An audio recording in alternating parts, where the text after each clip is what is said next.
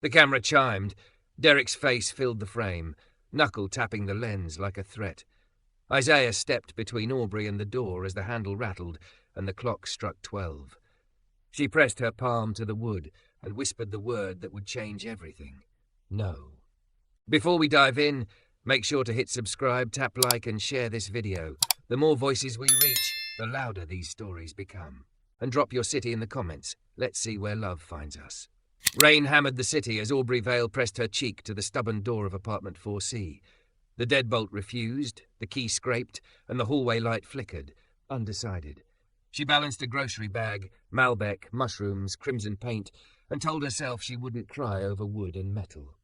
The super didn't answer. Her ex did, long enough to say, still dramatic, before hanging up. Rain found the crack in the stairwell window and breathed cold across her legs.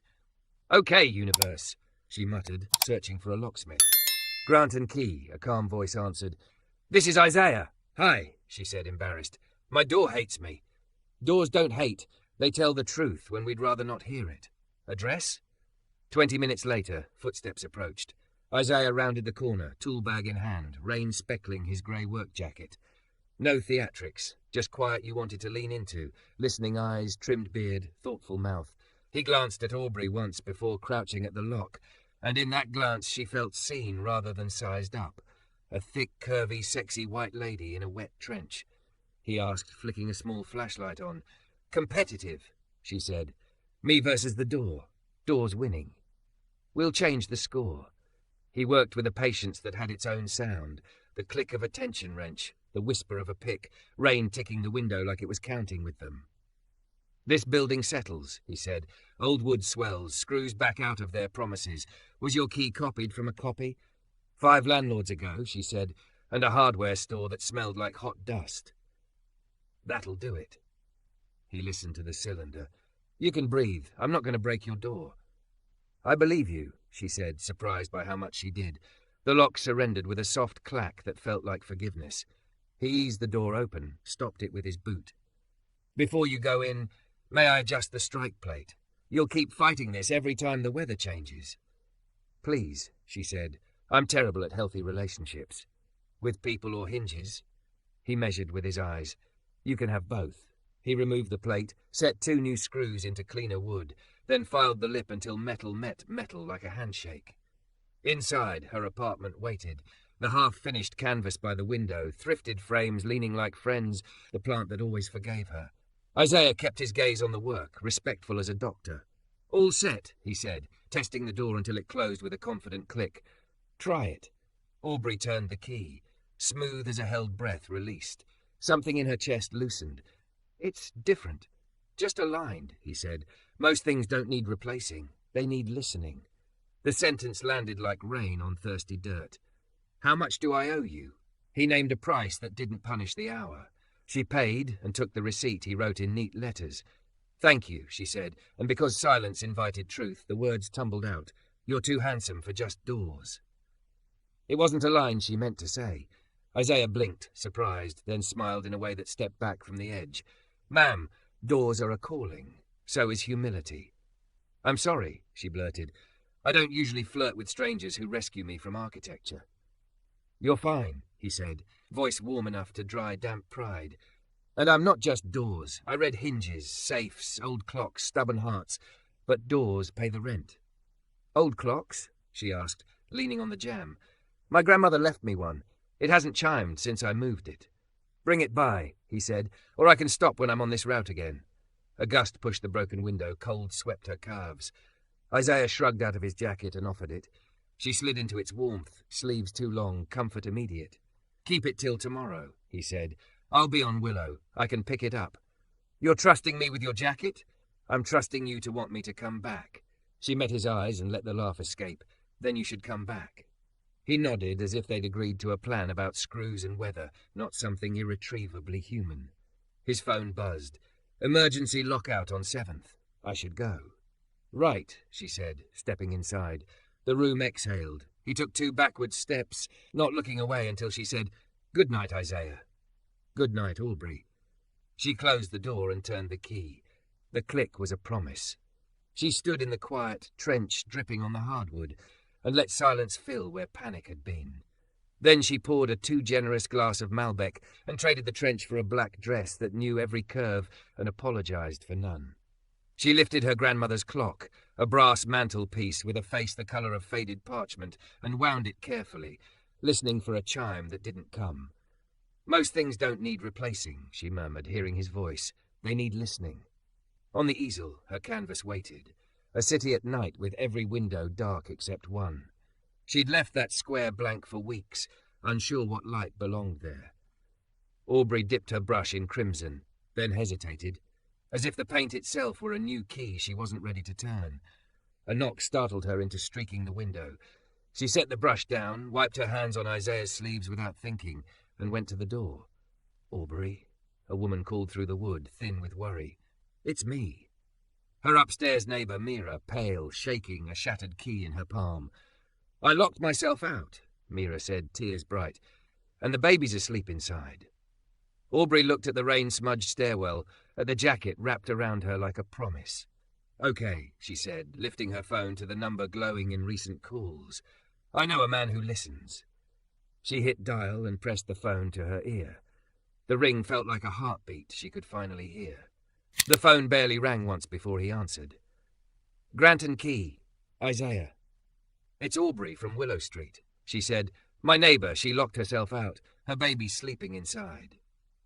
"I'm 5 minutes away," he said, and hung up like a man who knows exactly which tools to grab.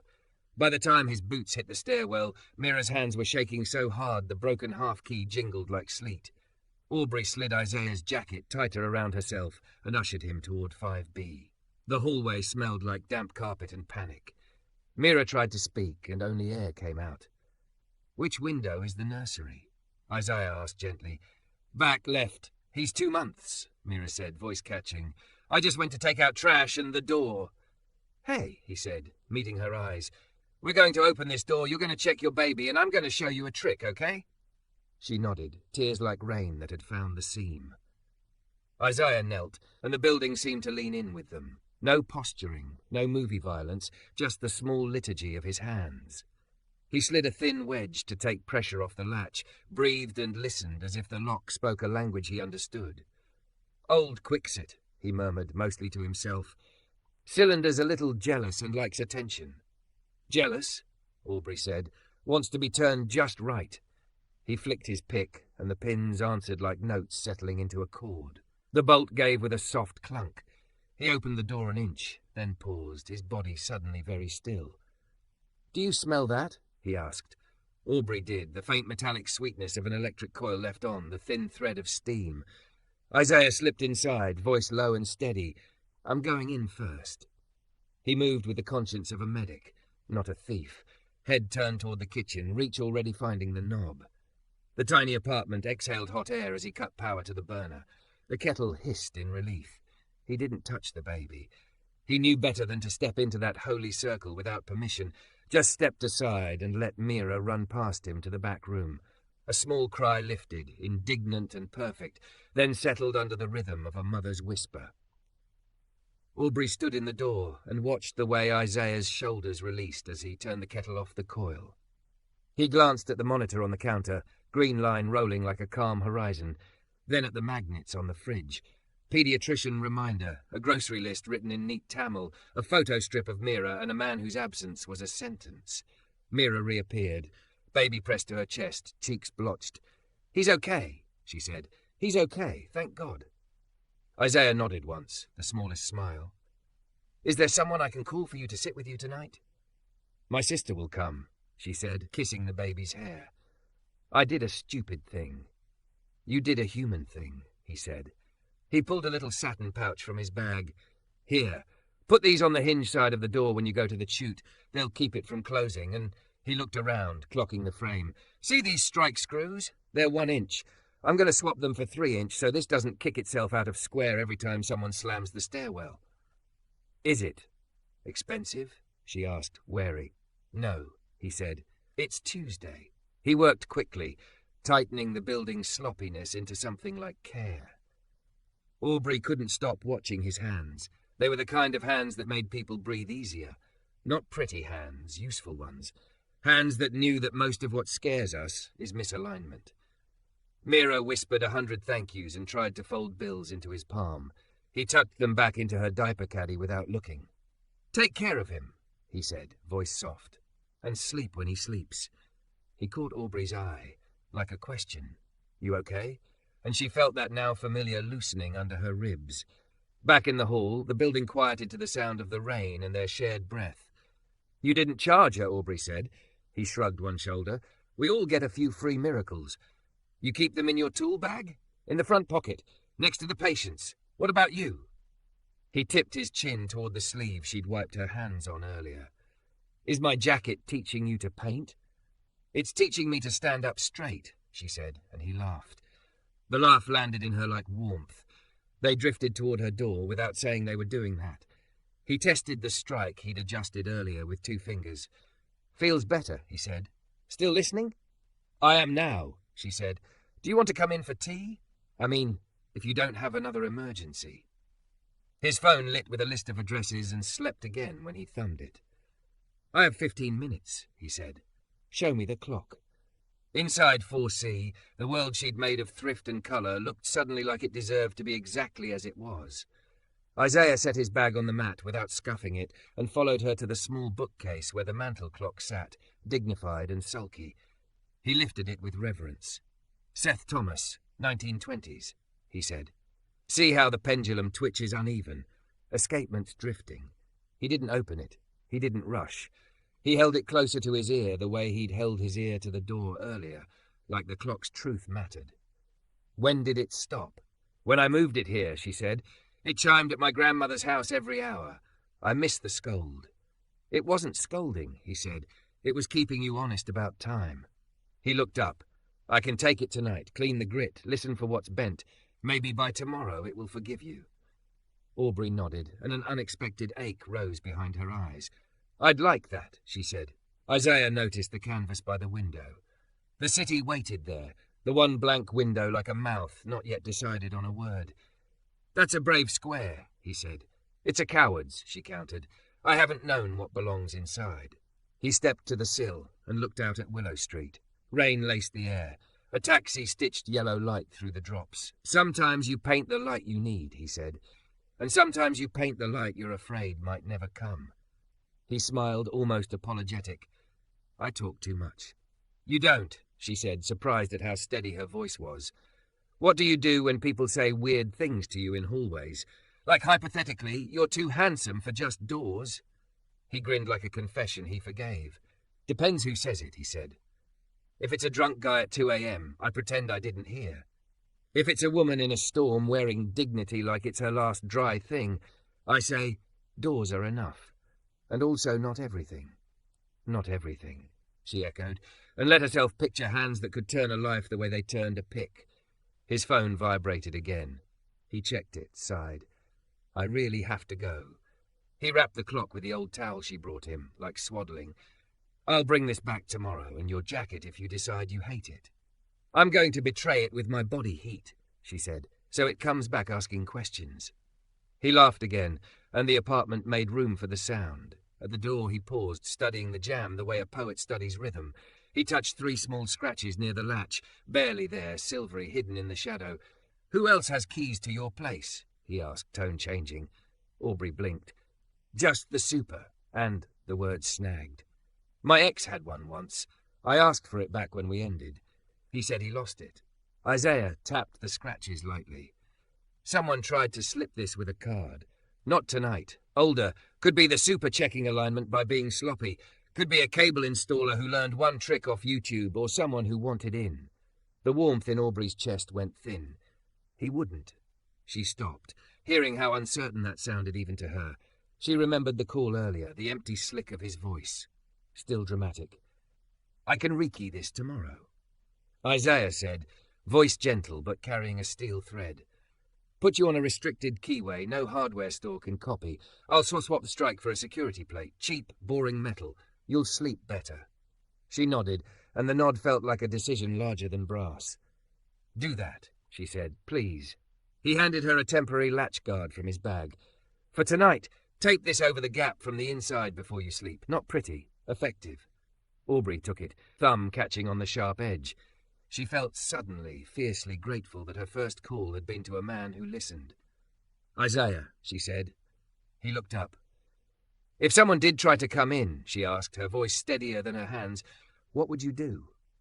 He didn't flex or promise violence. He held her gaze the way he'd held the lock, patient, exact. "I'd change the pattern," he said, "so the next time they tried, they'd find themselves at the wrong door." He stepped into the hall, clock in one arm, bag over his shoulder. The rain raised its voice. As he turned away, a shadow at the stairwell flinched back. Just a hint of movement, a coat disappearing down a flight too fast. "Did you see that?" Aubrey whispered, moving instinctively closer to the opening. Isaiah had already shifted his weight, body angled between her and the stairwell's darkness. "Go inside," he said calmly, eyes on the shadow now gone. "Lock the door." She closed it, heart like a fist, and turned the key. The click sounded loud in the sudden quiet. From the other side, Isaiah's voice came through the wood, even and low. "Tomorrow we change everything." Aubrey slept with the temporary latch guard taped to the jamb and her grandmother's quilt over her shoulders like a promise. Sleep came in pieces. The stairwell's cough, the radiator's complaint, a half-dream where keys bloomed like flowers from the cracks in the floor. At 4, she woke to a memory she hadn't asked for. Derek's voice behind her once, saying, "You're always making things bigger than they are." As if the size of fear were a choice, then lay still until the sky went from bruised to slow pearl.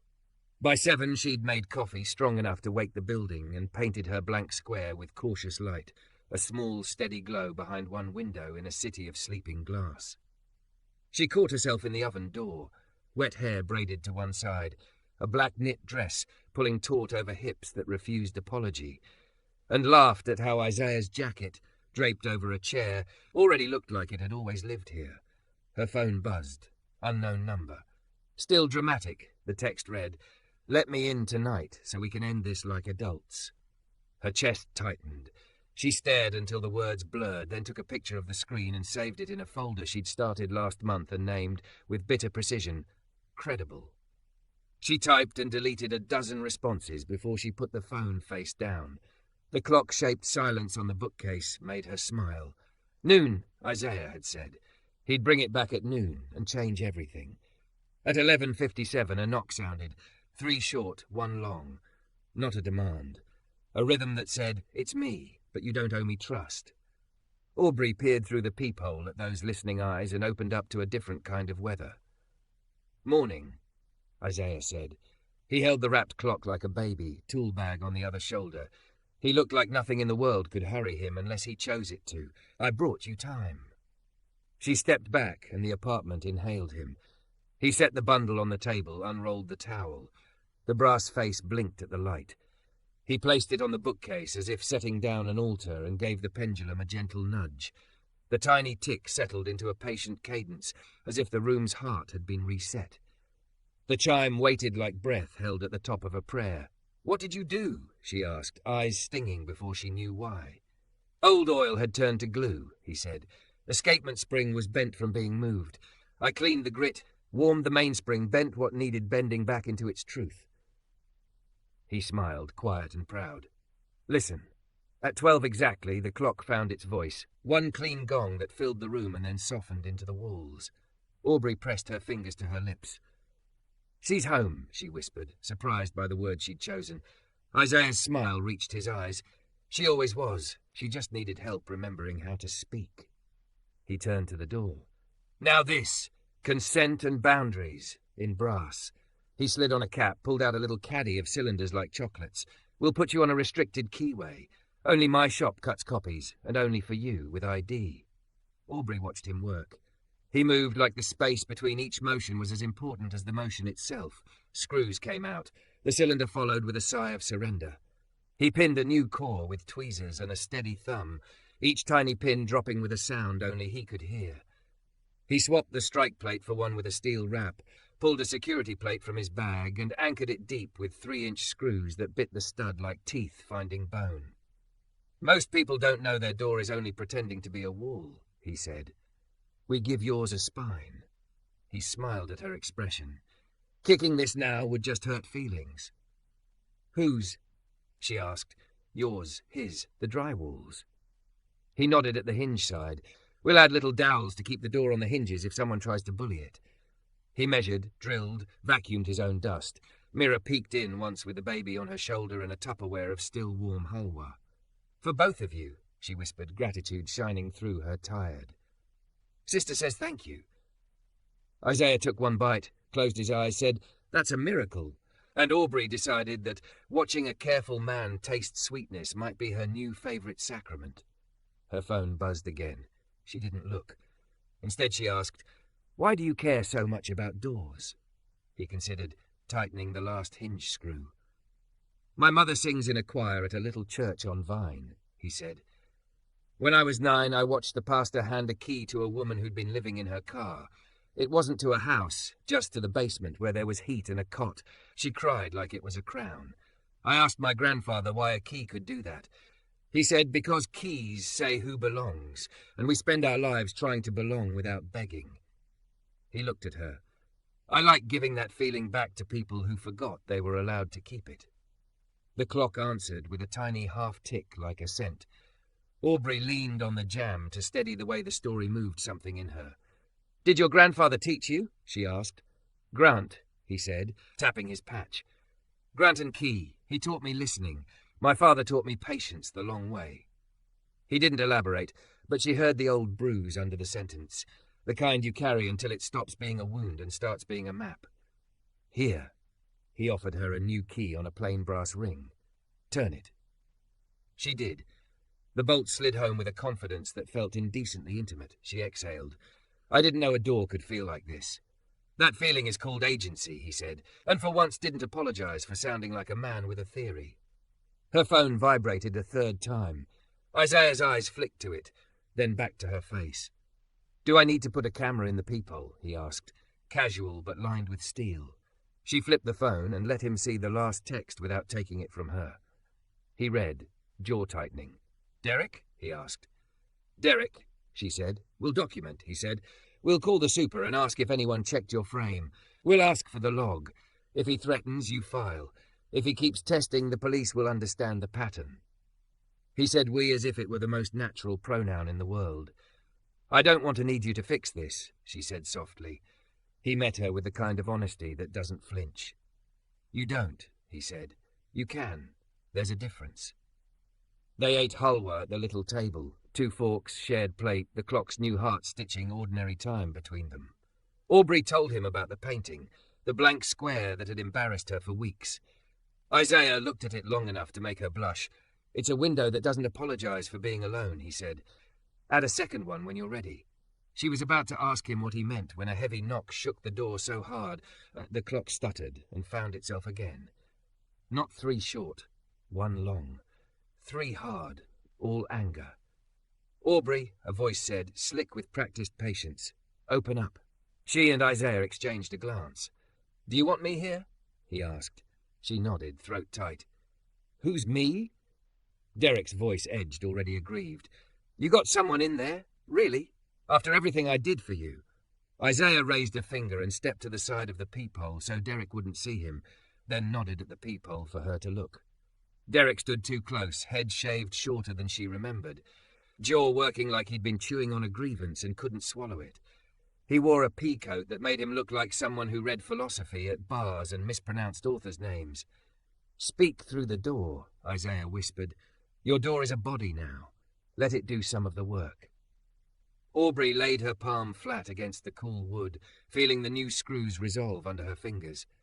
Derek, she said, keeping her voice low and even. I don't want to see you. You need to leave. He laughed, a sound without humour. You're being dramatic. She felt the old reflex rise, apologise, soften, explain, and watched it like someone watches a small animal in a trap and chooses finally to spring the latch. No, she said. I'm being clear. Silence, then the slick scrape of a card failing to slip between steel and door. The new plate refused to entertain the trick. Derek jiggled the handle. He hit the door with his palm, testing for hollow. Isaiah's calm didn't change, but his shoulders shifted, ready without advertising it. Who's in there? Derek called. Is that the locksmith? You call some guy to play hero? Man, he's hustling you. These doors are trash. Anybody can... He hit it harder. The door gave nothing back. Isaiah's voice was gentle enough to be disarming and firm enough to be law. "Sir, step away from the door," he said through the wood.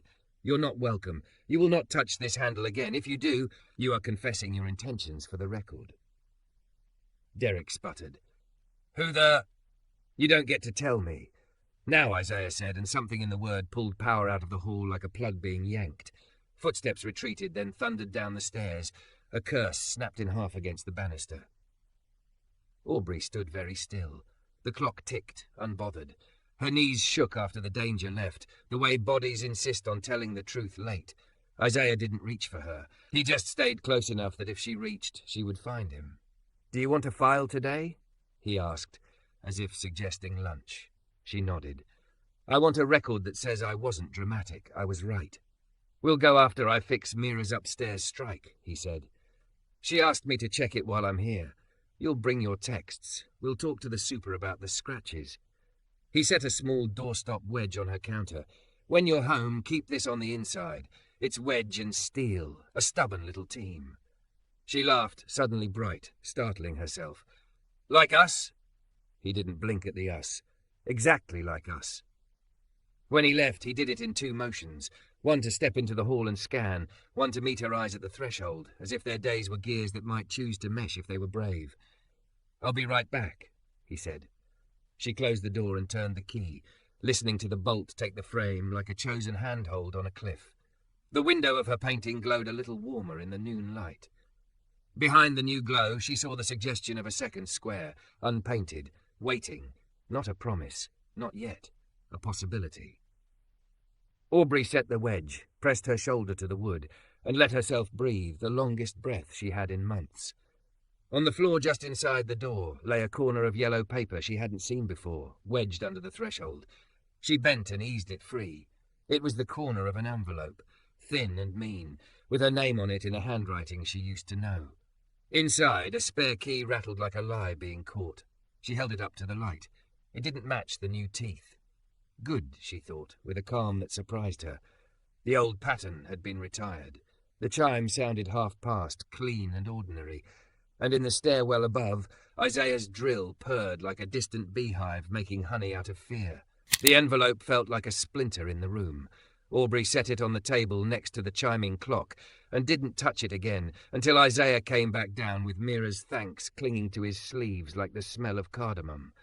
He saw the paper from the doorway, read the tension in her shoulders, and closed the distance without crowding her. "Found this wedged under the door," she said. "There's a key inside." Old teeth. Isaiah slipped on nitrile gloves from his bag like this was surgery. He tilted the envelope to let the key slide into his palm, studied the bitting. "Matches your old cylinder," he said. "Numbered, so either a hardware store made it off a blank or someone kept an original when they shouldn't have." He produced a tiny zip bag, sealed the key inside, wrote the date and time with a blocky carpenter script. "Evidence," he said, "for the record we're building." "We." She breathed easier. They stopped by the super's office on the first floor, a room that smelled like mop water and yesterday's coffee. Mr. Rosales lifted his head from a racing form and blinked at their seriousness. "No work order on 4C this week," he said, tapping a battered clipboard. "Last time I checked, your door was when the smoke alarm threw a tantrum in May. I don't use cards. Got keys and a conscience." "Camera?" Isaiah asked. "Lobby or back door?" "Lobby camera's a dummy. The back one works when it feels like it," Rosales said, shame and pride wrestling behind his eyes. "You got a problem?" "An old key turned up," Isaiah said, "and scratches on the frame." Rosales swore softly in Spanish. He looked at Aubrey, then at Isaiah, then back at Aubrey. "You want me to swap the whole door? I can request it from the company. It will take 3 paychecks and 2 signatures no one answers." "We already reinforced," Isaiah said. "We'll file a report and you'll put in the request so the paper trail is fat." Rosales nodded, chastened by their competence.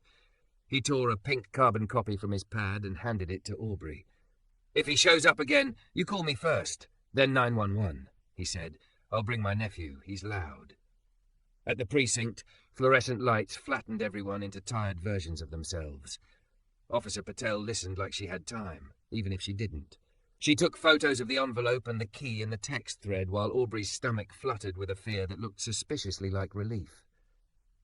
"You did the right thing," Patel said. "I'm putting this in as harassment and attempted unlawful entry. If he comes back, call. If he calls or texts, save it. If he shows up at work, call. You can apply for a protective order with this report number." She slid a card across the desk. "You can also turn on silence unknown callers and block him, but I'd prefer you leave the thread open and mute it so we don't lose the pattern." "I felt silly," Aubrey admitted, "like I was making a big deal out of a door." Patel's mouth tugged toward a smile. "Doors are exactly the right size for big deals," she said. "They're the line where no starts working again." Outside, the rain had thinned to a silver mist. Isaiah walked beside Aubrey, but not too close, matching her pace like a metronome set to human. "Want coffee?" he asked. "I promised my mother I'd swing by the church to fix a war between a door and a piano bench. You could hear the choir." Aubrey almost said no out of habit, the reflex to retreat to make herself small, but the word that came out of her mouth surprised her. "Yes," she said. "I want to hear where you learned to listen." The church on Vine was the size of a shoe and as warm as a pocket. A hand-lettered sign taped to the vestibule read, "Please wedges are friends, not enemies." In the sanctuary, 3 altos and 2 sopranos argued with affectionate ferocity about a Fanny Crosby verse. A piano sulked with its back jammed against a door that would not open, as if the room itself had gotten into a fight with melody. Isaiah's mother, round-faced, bright-eyed, silver hair braided close to her head, took one look at him and the woman at his side and raised an eyebrow that managed to be both curious and kind. "Isaiah Grant," she said, hands on hips. "You didn't tell me the Lord was sending a storm to walk beside you." He murmured, somewhere between amused and 12 years old, "This is Aubrey. She called me to a door that needed telling the truth." "Then she has sense," his mother said, offering her hand to Aubrey, who took it and felt steadied. "I'm Ruth. Sit. We'll sing. He'll fix."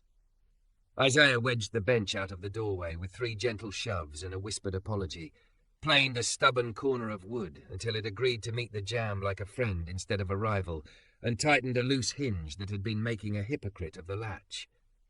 Aubrey watched his hands and thought, not for the first time, that maybe holiness came in the form of men who did small things well without needing applause. The choir lifted up Blessed Assurance, and Ruth's voice braided the melody with the kind of certainty that doesn't deny pain. It outlasts it. Aubrey's throat ached. She tried to imagine Derek in a room like this and failed. She tried to imagine herself in a room like this and didn't. "You paint," Ruth said to her in a pew between songs, eyes catching the smear of crimson on Isaiah's cuff like a clue. "What do you paint when you're afraid?" "Windows," Aubrey said, startled at her own answer. "One has light, the rest don't. I keep waiting for another window to glow." Ruth considered and nodded. "Light doesn't multiply because it owes you," she said. "It multiplies because it recognizes itself." When they left, the mist had burned off to a resilient grey. Isaiah's phone pinged. He glanced at it and frowned. "New lock job on the east side. Apartment turnover. You okay to walk back alone?" "I'm okay to walk with you and then take the bus from your route," she said, surprising herself again with the shape of her own yes.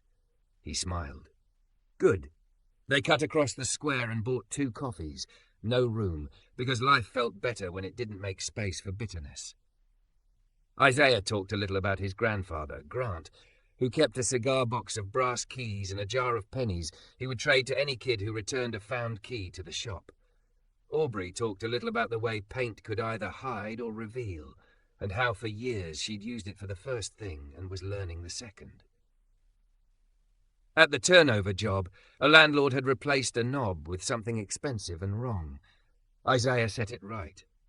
Aubrey stood in the hallway, pretending not to be moved by the domestic sweetness of watching a man who knew exactly where his tools lived.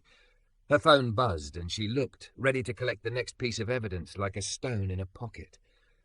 The text was a picture this time, the exterior of her building, taken from across the street. No caption. The timestamp read 20 minutes ago. Her stomach dipped. She held the screen so Isaiah could see. His jaw flexed once. "Okay," he said, and the word was a plan. Back at Willow, he installed a simple doorbell camera he happened to have in the van for a job that had rescheduled. He angled it to see the stairwell turn. He set up the app on Aubrey's phone and his. He added Rosales as a viewer, with Ruth laughing in the kitchen while she stirred stew in her church across town, the way community leaks in even when you don't ask it to.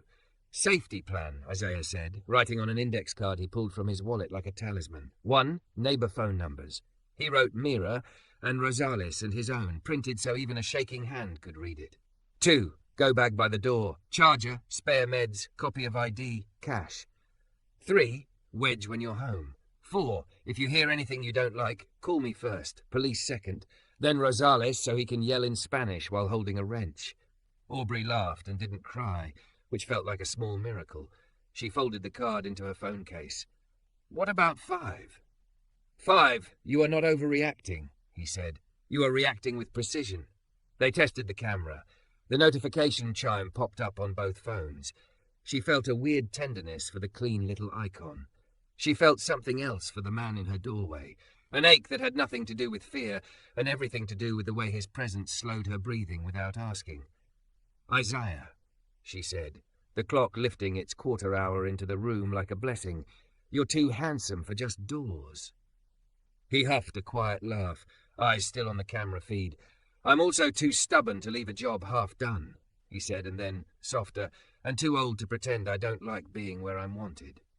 Colour rose in her cheeks. She was a thick, curvy woman who had learned to move through rooms either apologising for her space or daring anyone to challenge it. With him she simply existed, every fold and curve a fact like wood grain. She stepped closer, not to the edge of anything reckless, just to the edge of honesty. I want you here, she said. He met her gaze and didn't look away. Then I'm here, he answered. Her phone buzzed. Motion detected. Willow Street. 2nd floor. Isaiah's buzzed too. They both looked down. The camera showed the stairwell's angle, the grainy tilt of cheap lighting, and then a figure stepping into frame. A coat, a hand reaching, a face lifting. Not Derek. Mr. Rosales' nephew, loud even in pixels, popped his head into view and waved into the camera like a game show host. He made a rectangle with his fingers, mouthed testing, and disappeared again. Isaiah exhaled. Aubrey felt silly for a second and then let the silliness go, grateful for any rehearsal that made the real thing less terrifying. They stood together watching the empty feed a beat longer than necessary. Outside somewhere a siren wound past and away. Inside the house smelled like coffee and the halwa Mira had sent down in thanks. The window on her canvas felt like it was waiting. Paint it, Isaiah said, as if she'd asked him whether she should breathe. Add the second light. She set the canvas on the easel and dipped her brush. The stroke, long, slow, decisive, felt like unlocking something in her own chest. A second window bloomed with soft gold. The camera chimed again, a quick double burst. Motion detected. Willow Street, 2nd floor. Isaiah's shoulders sharpened. Aubrey's skin prickled. The live view opened, grain, shadow, then a figure in a peacoat stepping into the stairwell corner, head turned toward 4C. He looked up at the camera, surprised for a half second, then smiled with his teeth like a man who had found a new game. Derek lifted a hand and tapped the lens with one knuckle, a sound that came through Aubrey's phone as a tiny, obscene kiss. The chime of the clock rose, clear and brave, and Isaiah's voice was already on the line to Officer Patel as he moved to stand between Aubrey and the door. Isaiah's voice threaded calm through the line. Officer Patel, this is Isaiah Grant at Willow Street, 2nd floor. We filed earlier today, Aubrey Vale. The subject is here now. He just tapped the camera. We have video. Got it, Patel said, steady as a level. Units en route. Keep the line open. Don't engage beyond a clear directive to leave. Derek's knuckle rapped the lens again, a petty metronome. Cute toy, he called, voice bent into something he mistook for charming. Aubrey, open up. We need to talk like adults. Aubrey set her palm to the door and felt the new steel beneath the paint, as if the door had grown a spine that matched her own. Isaiah angled himself so he could see the peephole and the feed at once. On the tiny screen, Derek's breath ghosted in the stairwell light.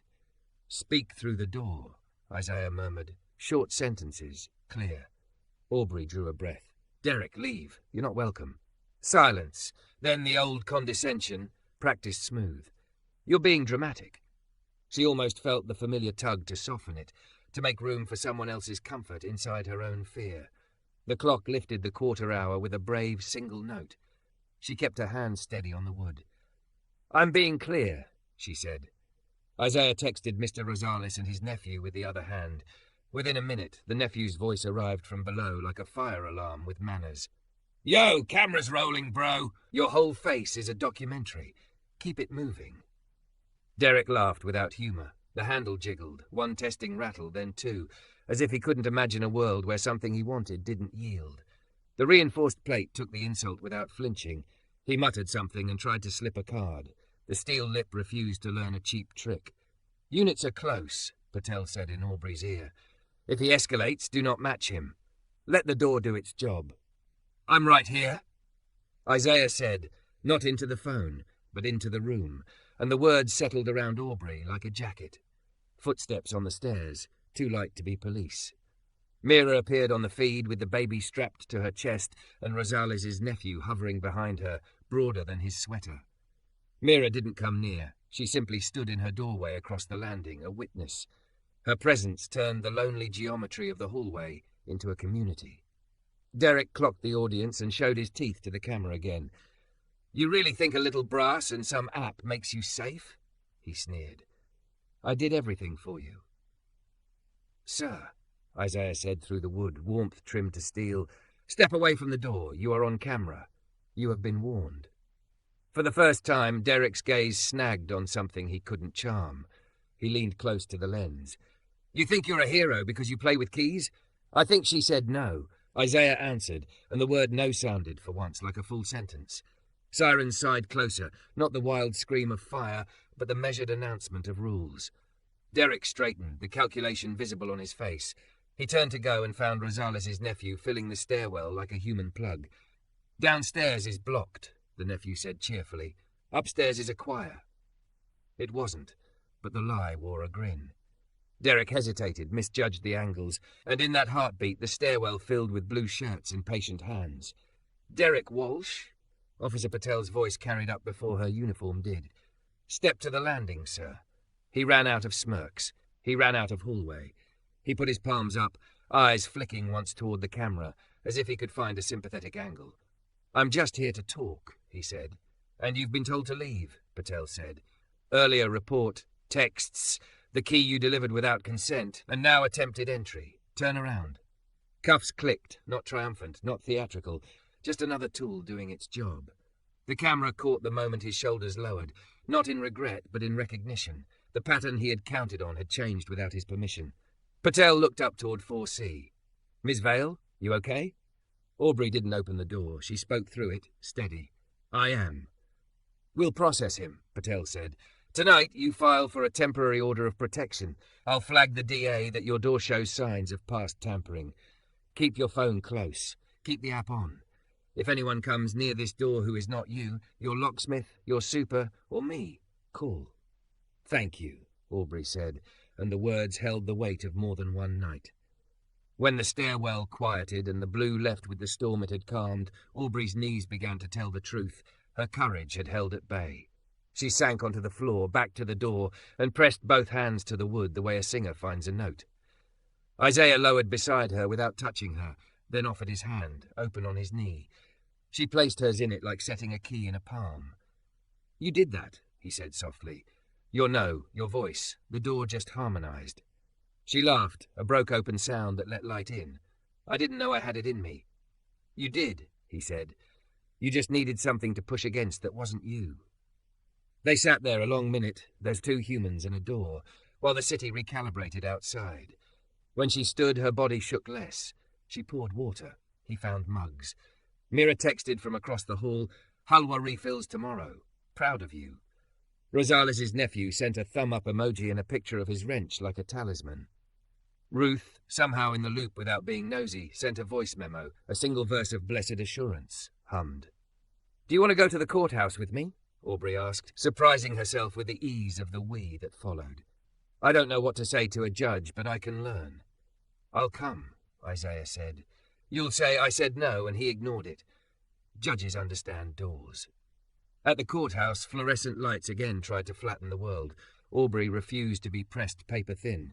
With Patel's report, the bagged key, the camera clip, and Isaiah's calm as punctuation, the clerk stamped the words temporary order across a form that made the abstract solid. Aubrey walked out holding a piece of paper that felt heavier than brass. They ate late lunch at the church kitchen because Ruth would not allow otherwise. She pushed a bowl of stew into Aubrey's hands like armour and kissed Isaiah's cheek with the authority of a general promoting a captain. "You look taller," she told Aubrey. "I feel aligned," Aubrey said, and Ruth's smile said the answer had pleased something ancient. Evening washed the city with clean grey when they reached 4C again. The camera chimes stayed quiet. The stairwell smelled like mop water and cinnamon. The clock lifted the hour, and Aubrey stood before her canvas. One window glowed, another echoed it. The rest waited like potential. "Paint more," Isaiah said, "if you want." She did. She added a third small light in a far building, a fourth lower down, a fifth near the roofline where she imagined a woman reading alone. Not a blaze, not a flood, a constellation anyone could follow home. Her body, thick, curvy, unapologetically hers, moved with a steadiness that surprised her. She did not shrink to fit the frame. The frame adjusted. Isaiah watched, leaned on the jam he had taught to keep promises, and let the sight widen his own chest. "Most things don't need replacing," he said, almost to the room. "They need listening." She set the brush down and turned to him. "And some things need choosing," she said. "Yes," he answered. He stepped close enough that she could see the nick on his thumb, the one from a screw that fought back and taught him a new patience. He didn't reach. He had never reached first, but his presence made a shape around her that felt like a hand offered at the exact right height to climb. "Isaiah," she said, smiling with the old mischief softened into something honest, "you're too handsome for just doors." He huffed. "It keeps getting said," he murmured. "Then let me say the rest," she said.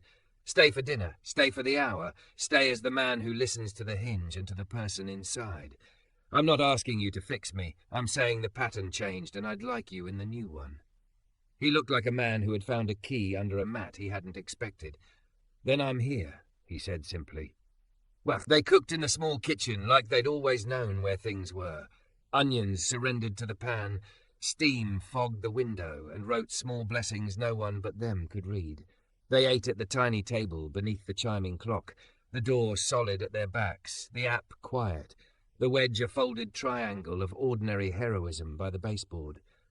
When he stood to leave, he didn't make a speech. He set a small brass tag on the table, his shop's restricted key fob with her initials and a number. "If you ever want a second copy," he said, "you come to me, nobody else." She traced the letters. "Deal," she said. At the threshold, he paused the way he always did, as if asking the room for permission to write his next line. She stepped into the doorway with him. Doors, she thought, are where you learn your own edges. She kissed him. Not a question, not a test, just a quiet yes pressed to a man who had made space for hers. When she closed the door after him, the click sounded like a word spoken in a language she had just learned, but somehow always known. She set the wedge. She looked at the painting. 5 lights now, calling across the dark like neighbours. In the stairwell, the camera kept its silent vigil. On the bookcase, the clock counted what was hers. Aubrey Vale, who once whispered a foolish truth in a storm to a man too handsome for just doors, lifted her hand to the wood and felt it answer. Outside, night gathered itself. Inside, a woman and a room and a future held steady, aligned, listening.